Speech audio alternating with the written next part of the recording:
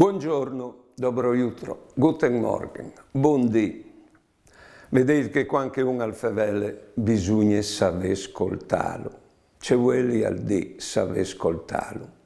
Allora di che quando alfavelle lui si ha di calcolare che vedi lui ragione, di modo che si lascia che alfavelle lui, non si rompe il discorso.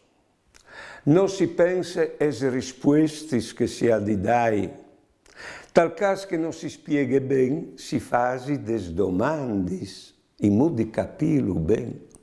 E quando si lo ha capito bene, in che volte si torna a casa, a dice che pensi no, e si fa il confronto tra ciò che lui ha la dite e ciò che noi pensiamo. Buone giornate e buone vite.